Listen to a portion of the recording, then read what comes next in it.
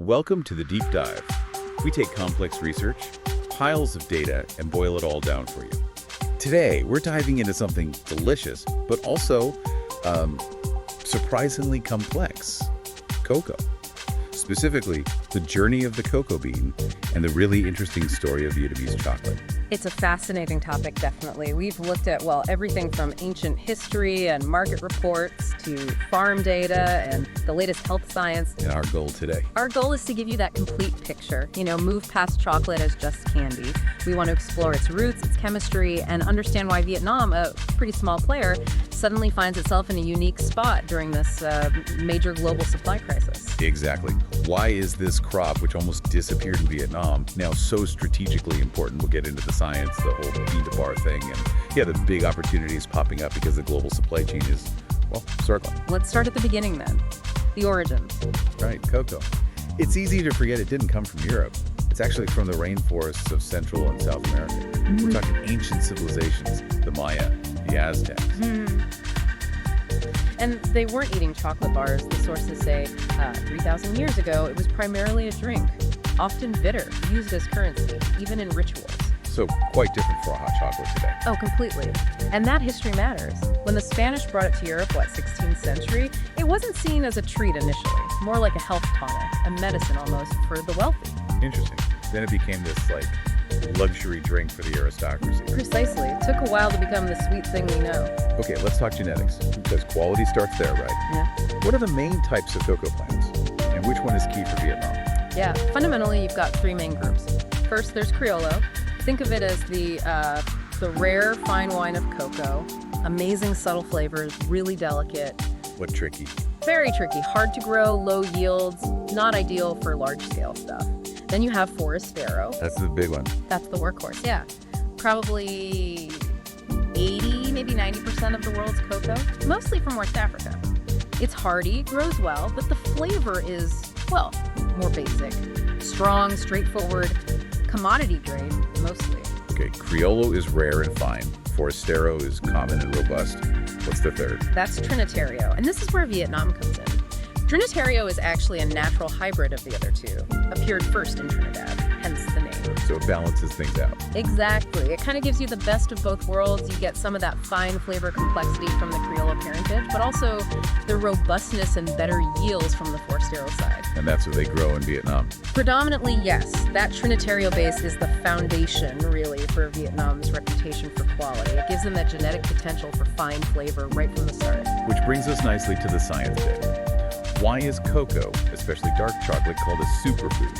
What's actually going on chemically? Okay, so it really boils down to a group of compounds called polyphenols, and within that group, the stars are flavanols. Flavanols, got it. What do they do? Think of them as really potent antioxidants. They help protect your cells from damage, and they have anti-inflammatory effects too. Powerful little molecules. And the big buzz seems to be around heart health. How do flavanols help with, say, blood pressure? Right, the cardiovascular connection is key. Flavanols work by improving the elasticity of your blood vessels. They basically help your body produce more nitric oxide, or NO. Nitric oxide, okay. And NO is like a signaling molecule. It tells the muscles in your blood vessel walls to relax, to widen. That process is called vasodilation. So wider vessels mean easier blood flow. Exactly. Better flow, which can help regulate blood pressure. The effect seems particularly noticeable in older people or those who already have hypertension. Better circulation overall. And better circulation helps more than just the heart, right? What about the brain? Absolutely. That improved blood flow reaches the brain too. Some studies have shown it can potentially boost memory and concentration. Really? How much? Well, one study we looked at mentioned up to a 10% increase in blood flow to certain brain areas after just 2 weeks of high flavanol cocoa intake. 10% is quite something. Any other benefits? Mood. Yeah, there's evidence it might help improve mood, maybe reduce stress, possibly by affecting neurotransmitters like serotonin. And there's even some interesting, though maybe less established, data on improving insulin sensitivity relevant for type 2 diabetes, maybe even helping with weight regulation by increasing feelings of fullness. Okay, the science sounds great, but here's the catch, isn't it? The aha moment for the research. Mm-hmm. The processing. Right. Not all chocolate is created equal. Most of the good stuff gets lost. It's the big irony. Standard industrial processing things like roasting at very high temperatures or alkalization can destroy a huge chunk of these beneficial flavonols. We're talking up to 60%, maybe even more in some cases. 60% gone. Wow. Okay, let's talk about alkalization for a sec. That's often called Dutch processing, right? Why do companies do it if it removes the health benefits?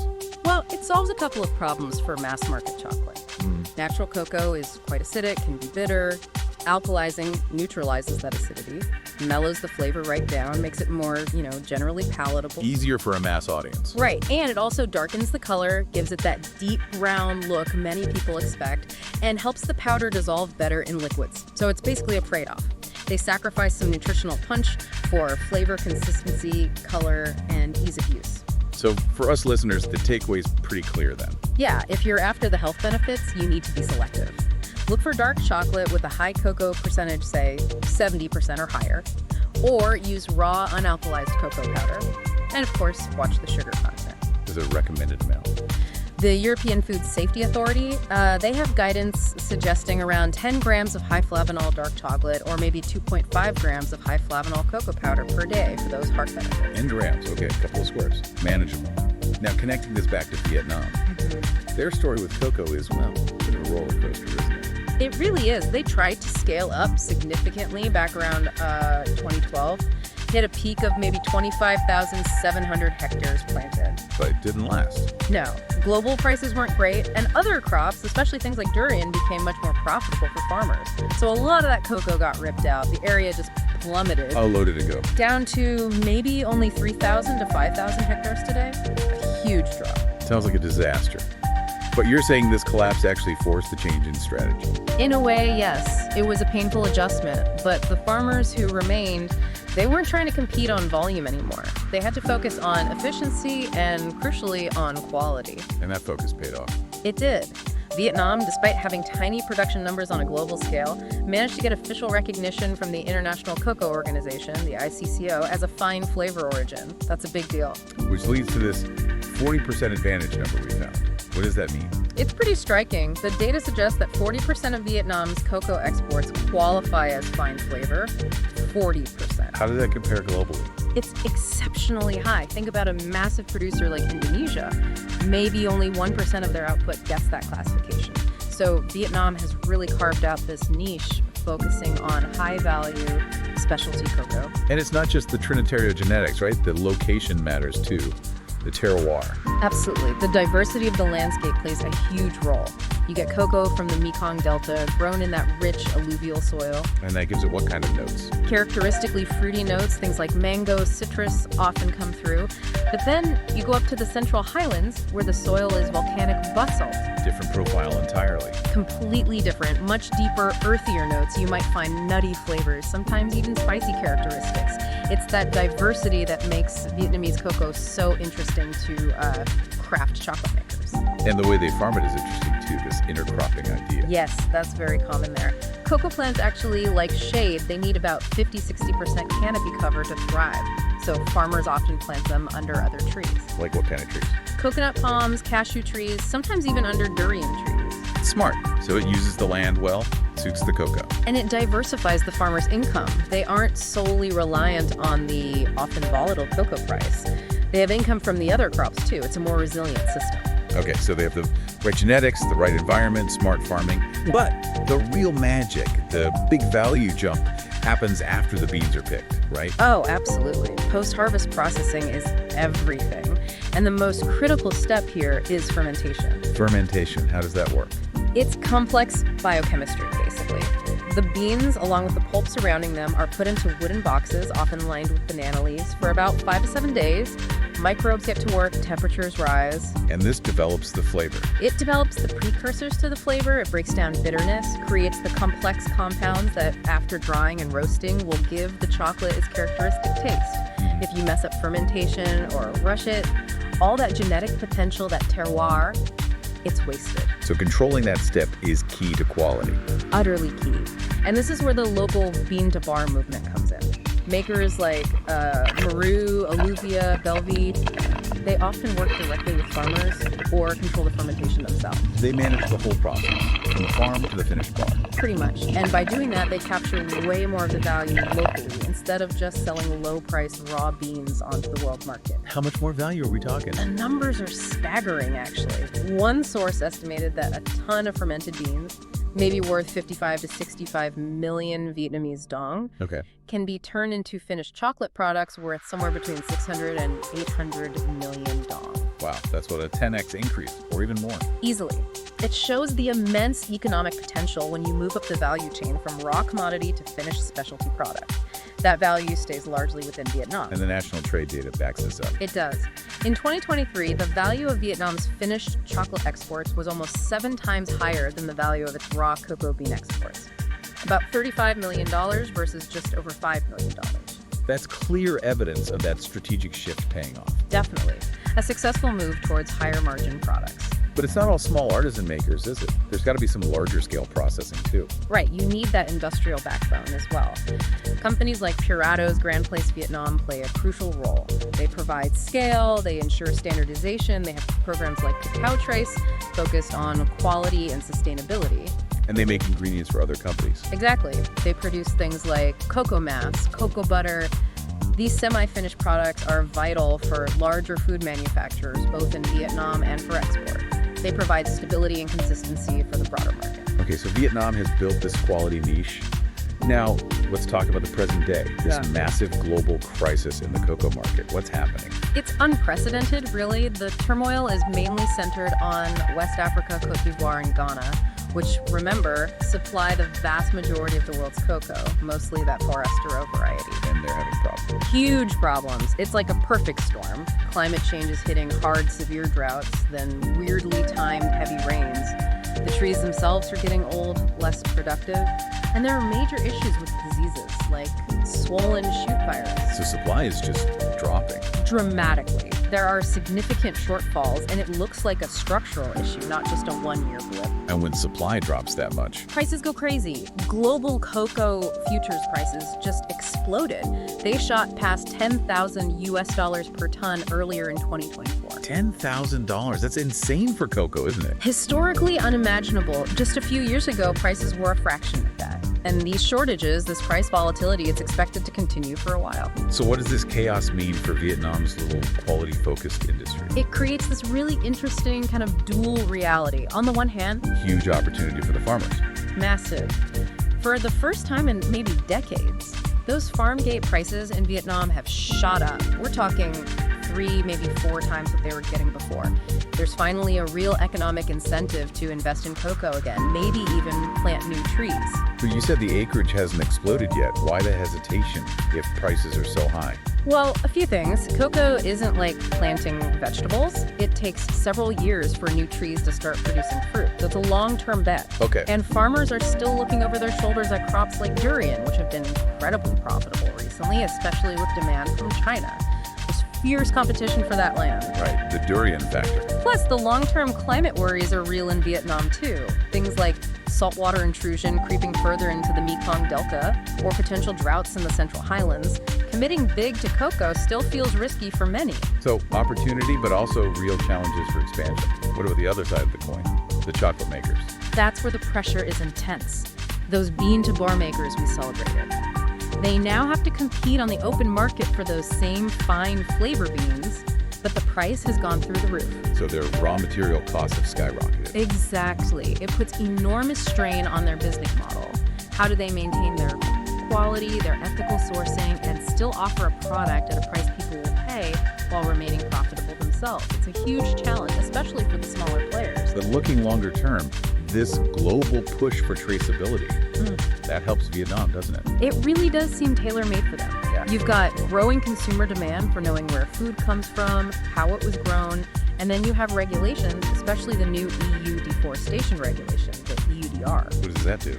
It basically requires companies selling products like cocoa into the EU to prove their goods didn't come from deforested land, right down to the specific plot where it was grown. That sounds difficult for bulk commodity chains. Extremely difficult. But for Vietnam, with its smaller scale, its focus on quality, and especially that common practice of intercropping, planting cocoa under existing trees rather than clearing forest. Well, their model fits much better. They have a potential traceability advantage. So wrapping this all up, we've gone from ancient history, Mayan drinks, Through the science of flavanols, brain boosts, to Vietnam's deliberate pivot away from bulk commodity to high-value fine flavor, leveraging their unique trinitary beans and diverse terroir. building that bean-to-bar value chain, and now facing this enormous test, this global market upheaval. It's really a case study, isn't it? Shifting from that race-to-the-bottom commodity game to a specialty market based on verifiable quality and origin. It shows resilience, smart strategy. Which leaves us with a final provocative thought for you, our listener, to mull over. These record-high cocoa prices, they represent a massive window of opportunity for Vietnam. Maybe a once-in-a-generation chance. But will it last? Exactly. Will this price boom lead to sustained investment? Maybe a real permanent expansion of high-quality cocoa farming in Vietnam? Or will the underlying pressures, the competition from durian, the long shadow of climate change, impacts like salinity and drought ultimately win out? Will Vietnam remain a celebrated, but still relatively small niche player defined by its exceptional quality rather than significantly boosting its volume? That's the multi-billion-dollar question for the next decade, isn't it? A fascinating space to watch. Thank you for joining us for this deep dive. Above is our summary of the cultivation situation and prospects of cocoa trees in Vietnam. To conclude today's talk show, we invite the audience to follow an example of a company growing and exporting cocoa in Vietnam. That is Titan High Technology Joint Stock Company, bringing traceable, high-quality cocoa beans and powder from Vietnam's finest regions. We are a Vietnamese supplier dedicated to delivering premium cocoa beans and fine cocoa powder to global markets. Our cocoa is cultivated in Bien Tre, Thanh Giang, and Da Khe Lacay, regions known for their fertile soils and unique microclimates. By working directly with local farmers, we ensure sustainable farming, ethical sourcing, and full traceability from farm to export. With a focus on quality, authenticity, and international standards, we provide cocoa products that meet the needs of premium chocolate makers and specialty confectionery producers worldwide. We are a Vietnamese supplier dedicated to delivering premium cocoa beans and fine cocoa powder to global markets. Our cocoa is cultivated in Bien Tre, Thanh Giang, and Da Khe Lacay, regions known for their fertile soils and unique microclimates. By working directly with local farmers, we ensure sustainable farming, ethical sourcing, and full traceability from farm to export. With a focus on quality, authenticity, and international standards, we provide cocoa products that meet the needs of premium chocolate makers and specialty confectionery producers worldwide. Why Vietnam? Unique terroir. Vietnam's soils are special. The mix of fertile alluvial plains and highland basalt gives our cocoa a perfect balance of fruity notes and rich chocolate flavor. Ideal climate, warm days, cool nights, and steady sunshine let our beans develop naturally complex flavors that are consistent every harvest. Mineral-rich soil. Our land is full of potassium, calcium, iron, and magnesium. This means bigger beans, stronger aroma, and deeper color without any artificial help. Exclusive origin. Vietnam grows cocoa on a smaller scale, so our beans are exclusive, fully traceable, and highly valued by chocolate makers around the world. Product introduction. We focus on two strategic products of cocoa: whole beans, pure powder. All products are harvested, processed, and quality controlled according to international standards, ensuring traceability and batch-to-batch quality consistency. Our product: the lush Mekong Delta, Bien Tre and Thanh Giang, the cool Central Highlands, Da Khe Lacay. T. Achadam Thai. K-Bones Gazalt HSOI Gills Arumaridasitai Onirdanalaun Bedium Saugons, EWSI Wamsh. Warai Kigniank Silshio Poda Rosamziwam. T. Rees Hewlett Jin Labnidazan, Sridat Bovjablartas Notilster, Oploik Nagel FWRU Ithit cooler nights and a noticeable day-night temperature swing, slow maturation and bring out deeper chocolate tones and greater flavor complexity. Introduced by French colonists in the late 19th century and revived in the 2000s, local farmers adapted fermentation and drying techniques to local conditions, yielding beans with tropical fruit notes, mango, banana, citrus, and nutty undertones. Pods are hand-picked at peak ripeness, fermented 5 to 7 days in wooden boxes, sun-dried on raised beds, then screened and grated. Whole beans are notable for their large size, deep brown color and naturally high cocoa butter content. Pure cocoa powder is produced with low-temperature roasting and stone grinding to preserve aroma and flavor, which is dark brown color. We offer premium origin-specific whole beans, nibs and pure, unblended, cocoa powder. Each batch is fully traceable, QR code, COA, and certifications such as ICCO, International Cocoa Organization, EU Organic, Fair Trade and Rainforest Alliance can be provided upon request. The result is a distinctive, tropical fruit plus nutty, signature. Limited production volumes and this unique profile set Vietnamese cocoa apart from African and Latin American origins, making it ideal for specialty chocolate, premium confectionery and beverage applications. Flexible packaging and pricing options are available for niche and commercial buyers. Our mission and vision. Our mission is to empower Vietnamese farmers by providing them with fair income and dignified work, sourcing unique and limited edition cacao beans. According to the United Nations Sustainable Development Goals, specifically Goal 1, No Poverty, Goal 8, Decent Work and Economic Growth, Goal 12, Responsible Consumption and Production, and Goal 15, Life on Land, we are committed to supporting sustainable development. That is why we focus on ethical sourcing and sustainable farming practices that benefit both people and the planet. Our vision is for Vietnamese cacao farmers to take pride in their work and for their beans to be recognized globally as a symbol of unique taste, diversity, and sustainability. In line with the SDGs, we aim to promote sustainable livelihoods, protect ecosystems, and encourage responsible production and consumption. This is why we strive to build a business that respects nature, uplifts communities, and delivers exceptional quality cacao to the world. Market challenge and our solution. The challenge: low farmer incomes. Many Vietnamese cacao farmers operate small-scale farms and rely on intermediaries, limiting their earnings. Variable bean quality. Traditional fermentation and sun-drying methods can lead to uneven flavor and color, making consistency a challenge. High demand for certified cocoa. Markets in Europe, the US, and Japan increasingly require traceable, certified beans, yet Vietnam's supply remains limited. Our solution: supporting farmers, 1 Sudanese pound. No poverty. By sourcing directly from small-scale farms, we ensure fair income and stable livelihoods for Vietnamese growers. Quality and standards: 8 Sudanese pounds and 12 Sudanese pounds. Training on fermentation, drying, and quality control ensures consistent flavor, size, and premium-grade beans. Traceable and certified. Every batch is fully traceable with QR code and certificate of analysis. Optional certifications include ICCO, EU Organic, Fair Trade, and Rainforest Alliance. Unique and limited batches. Origin-specific beans feature the signature, tropical fruit plus nutty, profile, ideal for specialty chocolate makers. Why choose us? 1. Premium origin. Cocoa from Vietnam's red basalt highlands, Da Khe Lacay, and the fertile Mekong Delta, notably Bien Tre and Tien Giang, with a rare, tropical fruit plus nutty, flavor profile. 2. Full traceability. Every batch carries a QR code and certificate of analysis, ICCO, EU Organic, Fair Trade and Rainforest Alliance certifications available on request. 3. Artisanal craftsmanship, hand-harvested, fermented 5 to 7 days in wooden boxes and sun-dried on raised beds to ensure consistent quality and rich taste. 4. Flexible supply, export options, whole beans, nibs, and pure cocoa powder in small, origin-specific microlots for premium and niche markets.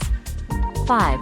Sustainable and people-focused. We support fair wages, safe working conditions and long-term development for our farmers and employees. Connect with us. Head Office, Vietnam, Titan High-Tech Joint Stock Company. Tax code 0111016118. Address: Number 9, Lot E, Dai Kim Urban Area, Din Cong Ward, Hanoi City, Vietnam. Telephone: +84 9613733819. International Representative Office, for UK and EU customers, Smart Safety Solutions, Asia LLC.